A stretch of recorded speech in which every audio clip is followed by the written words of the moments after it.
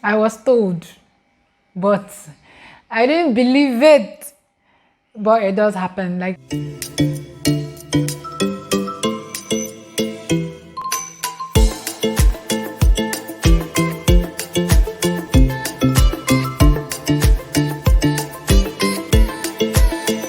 welcome to my channel. My name is Chamaka Okeibu. If this is your first time coming to my channel, you are very much welcome. So in today's video, I'll be talking about major cultural shocks I have experienced in India. Yeah, most of these are when I first came to India. Well, let's just get into this. So before I start, it's important that you note that it doesn't matter how long you've been in India, you keep getting shocked every day, and some of these things will shock you when you first come. It doesn't mean they will stop shocking you. Each time you see it, you will still experience that shock. Okay, so the first shock I had was people staring at me. You think they're just staring at you, what's there? They will stare at you. You will think maybe you've pooped on your body, or you are smelly or something. Some people stare at you with disgust, like it's that bad. And the thing is, you'll be able to tell. Yes, you'll be able to tell. Some people stare at you with disgust. You will see amazement. You will see, oh, I like how she looks. Oh, can I talk to her? You will see so many looks on people's faces. Yeah. But then I noticed that I get more stares at the mall or even on the street whenever I put on my braided wig. Yeah. When you put on your braided wig, you get more stare because it's not something they're used to. In fact, some people even stylishly touch your hair, even on the street, like that. So yes, it's like maybe if a foreigner comes to Nigeria years ago, because I don't think people do it now. People are just hustling and bustling. Years ago. Yeah, and there are so many foreigners in Nigeria that I don't think people would care. I believe I'm in a city, so I shouldn't be getting that much. I shouldn't be getting that much stares, but nah, you would get the stares. That's just that. Another culture shock from somebody who is coming from Africa, Nigeria, Lagos, being an Igbo girl. Temples and shrines on the street. Let's start with one. So some places when you go, you will see the temple in the middle of the street, like forming like a roundabout. Now some you will see like a mini temple, a place of worship in between shops. You will see like shrines in there. I think that's what's called, right? Yeah, it's a shrine now. Or an altar. I think it's altar will be preferable. You see altar in their stores. From somebody coming from West Africa, that was it was scary. But the thing is, you see a lot of people passing, so you tend to just adapt and get used to it. But it was a major shock, like in the middle of the street. And the thing is, with these temples, they draw that I made a video on Rangoli designs. I will leave the video here for you to watch. They draw this Rangoli, they make that drawings on the floor. It will now make me wonder, am I supposed to jump the design? Am I supposed to walk? Like, can I step on it? Yeah, I'll leave the video up here for you to watch. I talked about that. So, but the temple itself was a major shock. Like, no, Yusuf, imagine walking on the streets of Lagos. Okay, imagine somebody putting something like that, like a statue in their shop. But then again, this can be linked to Christianity in Nigeria. Because if you go to Nigeria, a lot of Christians, Catholics per se, put Jesus' picture, Mary's picture, or a statue of Jesus. So just the way you have it, that's how it is. Just that in the shop, the way we build Sacred Heart altar in houses is the way they build an altar with the gods in their shop, which makes it really, really scary. It could also be likened to the way maybe you enter a celestial shop here and you see a purple candle on. Yeah, you know, all those kind of things, or they pour salt in front of their houses in the morning, in front of their shops in the morning. You get all those kind of things to us in Africa are quite scary. So when I first came here and I see that temples are just everywhere, the way you have churches everywhere in Nigeria, you turn here, in fact, 2-3 churches sharing one space, or in a particular complex here. But here, like, there's a temple forming a roundabout. You walk down the street, there's just a temple facing you. To me, no, it was really, really scary. You enter shops and stores is there. But right now, I'm so cool. Like, it's shocking. Whether there's a temple, I just see it like a normal thing, like a normal place of worship. I guess worship. Yeah, see, like a normal place of worship. Like, it's just normal to me. That fear initially of, oh God, oh Lord, Jesus, it's no longer there. We just passed. These are people who are practicing their religion. Yeah, so you're more or less like, that's cool. Let's just go. It's not something that you can't pass, right? So when I first came, I used to wonder, can I pass the front of these temples, the small, not even the big ones, they are the small ones that are in between shops, that probably is just made for, in case you cannot walk down to the temple. I guess you could just go there and say your offer prayers and that, I guess. Yeah, so I think those ones I used to be scared, like, is this something you can pass the front? Are you even supposed to pass the front of those things with slippers and all that? However, it's not a big deal. I watch the way people, I think the thing is watching the way the locals behave towards, or in those scenarios, that helps you, so you don't just assume. So there you realize that you can actually pass those things. But then my next culture shock with this is, when you want to enter certain stores or offices, you're required to pull your slippers. Weird. Sometimes I don't agree, because the ground is really, really cold, right? Imagine if I'm entering an office that the AC is on, like an industrial AC, and you're asking me to take off my slippers and you have towels on. Meaning it's going to be very cold. Like, I won't be comfortable. So most times I explain to them that, I'm sorry, I really need to. Like I said, India is quite process oriented, so you would take off that slippers. So it's either you're putting on the socks when you're going there, so that you can wear your socks in, or I don't know. Sometimes I do enter with my slippers though, because I just can't. Right? So it's like a thing. It's really when you say shock, it will shock you. The way they will rush to you. No. And the worst thing is that they won't speak in English, because they can't speak in English. So most likely they are speaking in their local language. So they will speak and ask you to remove your slippers immediately. I don't know whether it's because of dust. They don't want you to bring, especially for shops, like, bring dust into their stores. However, you will notice that it's more common in stores where they have an altar, or they have they have the statues of their gods there. Yeah, a friend of mine though once explained to me,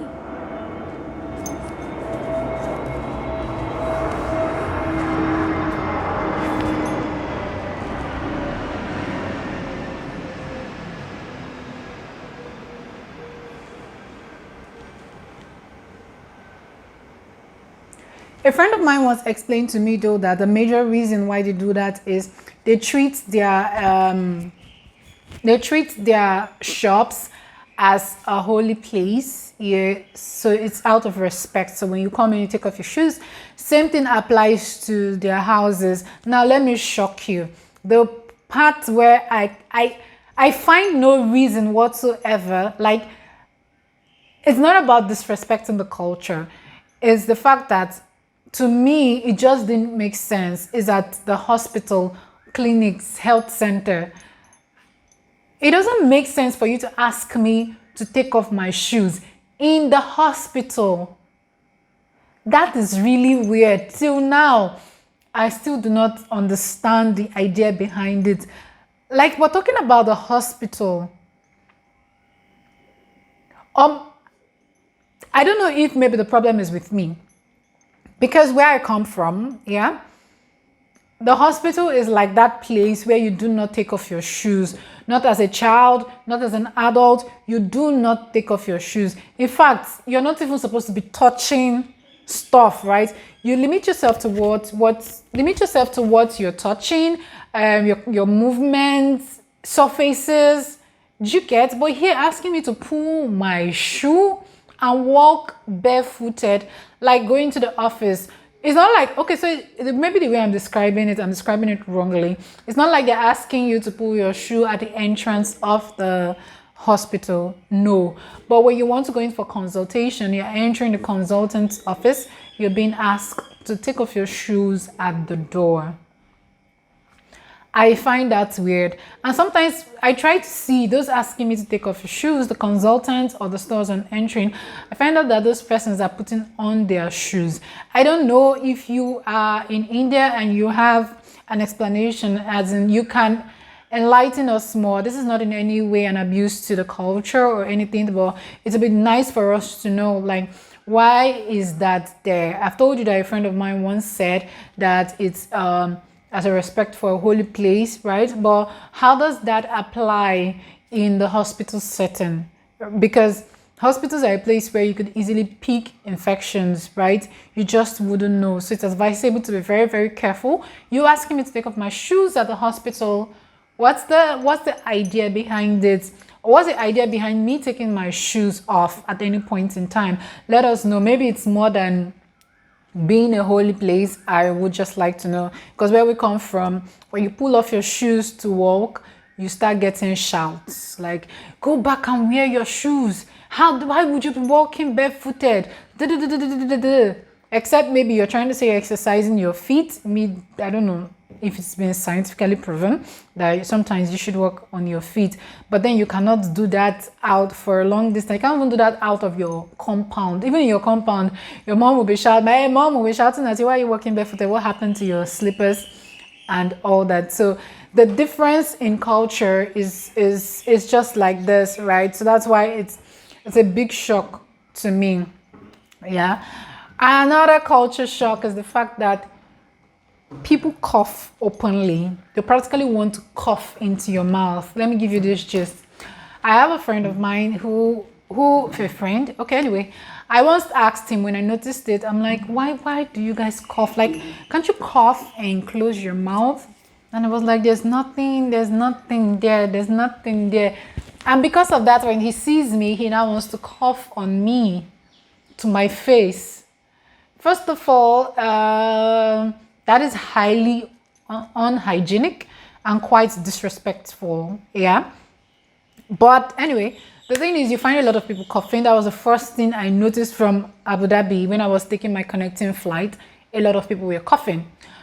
I got down to India, I found someone coughing openly, like as people were sitting comfortably. In fact, there was somebody beside him comfortably, and when they finished, they draw out the mucor and like that and just pour it anywhere. Nobody corrects anybody. Nobody says anything. It's more or less like it's normal. Meanwhile, where I come from, like, covering your mouth while coughing is something in fact, yawning is even the worst. Yawning that is not direct. Yeah, sometimes you cannot control it, it just comes and you just want to yawn it all out. Right now, I feel like yawning. That's my problem. When I talk about yawning, I feel like yawning.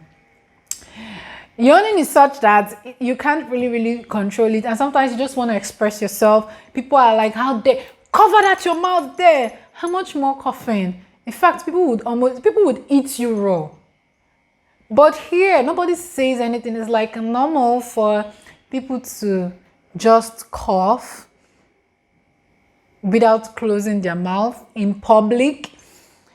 It's really weird, and I still find it weird that people do that. Even when you book a ride, an auto is the same thing as keke napep. when you book an auto or a keke napep and the driver, imagine the proximity. He'll be coughing, and sometimes he'll turn back, talk to you, and still be coughing. It's weird. It's very, very weird to me. Like, it doesn't, another thing, doesn't matter how high up the person is, or people cough. That's just it. So that's just it. Like, people really, really just cough, sneeze, spit. I don't know if you're here. I really want to know. This is not a shade to anybody, but I'd like to know, like, is it that it's not being taught in schools? Because is it something you learn when you're very, very small? Or is there anything? Because if there's one thing I know, almost everything that happens in India has a significance as to why it happens. So this is not a shade to anybody. I want to learn. I want to understand why. Is it that it's not being taught in school, or much attention is not being paid to it generally? Was it worse than this, or is it getting worse? Is it because of pollution? There has to be a reason why, right? Yeah. So that's it. When you come to India, expect people to cough on you. Nobody cares. Like, just move on. Oh, another culture shock I've experienced. Not everything is bad though. Is the act of sharing food. Like, people bring food to class and they're willing to share. Like, oh, Chima, come and eat. You see other persons come and meet them. Like, they eat from this person's food, from this person's food, from this person's food. If you're an African, as I'm saying this thing, I know you're thinking in your ear, like, how? But yes, it does happen. And the first time I experienced it, I was just looking at them in my mind. I'm like, eating from somebody's food? You cannot try it in Nigeria. Your mother will beat. I want to believe that if this thing is something you're doing in university, it's something they would have done growing up, it would have most likely been encouraged. I don't know. You tell me in the comment section if you're an Indian. But in Nigeria, as a child, you do not eat from someone's food. Yeah, because for so many reasons, you do not. If you try it, in fact, the teacher will not even let you guys. Or if you try it and your mother finds out, you might just lose an eye or an arm or your legs, or you will receive the beating of your life. Yeah, like, you can't try it. But I enjoyed that about them. It's really a shock. Till now, whenever I see them do that, I just look at them like, I remember my UG. First of all, people don't bring food to school in Nigeria, like cooked food. Very few people do that, very, very few. And even if they do, even if you buy food, like eating from somebody's food, you would like to respect yourself so somebody doesn't be with you or think you are.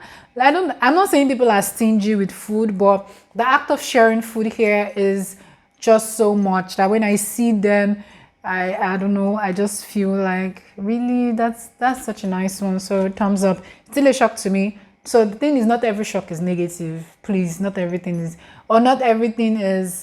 I don't know. I don't want to use the word negative, but not everything is on the other side. Some things are appreciated. Yeah, because we don't do it. Another one is the willingness to sit on the floor, like the freedom to sit on the floor. Like, they just do it effortlessly when they're asked to sit on the floor freely. You see people, you could be walking. There was a day I was walking on the street and one man just got to a particular spot and just laid down. He didn't even, like, it was just automatic, like somebody was controlling him, like, get here, lie down. Like, he just walked and laid down on the floor and slept. Really, really weird. When you go to, I think there was this thing we were doing, I don't know, we were asked to sit on the floor. People were so willing to. I don't know how, when you watch videos though, you know that Indians do sit on the floor a lot and cross their legs. I can't do that for a very long time. I don't know, I can't. I've tried, but my knees will just keep hurting. Yeah, but it's really, really, like, you might not feel it's a shock, or you might be like, why is that a shock? Well, it was a shock to me. It's not the act of sitting on the floor. It's the willingness and the happiness that comes with it. I don't think in all my years in UG, I ever sat on the floor. In fact, sitting on the floor in Nigeria in school is like a punishment. Yeah, it's a punishment in school. So now imagine coming to a place where people willingly and openly like sit on the floor, like all of you sit on the floor and they sit on the floor. Very, very weird. Okay, another one is girls and guys sitting separately in class. I was told, but I didn't believe it. But it does happen. Like you guys sit separately, guys on this side, girls on this side. It depends on how open your place is. So yeah, you will notice it even in church. Yeah, ladies on this side, you guys on this side. It depends on how open your place is. Yeah, that mixed seating and mixed interaction isn't such a thing like the way we have it. It comes as a shock. Okay, so I'm going to end this video here. I feel like this video is quite long, so I'll do a part 2 of the video. But do let me know in the comment section what your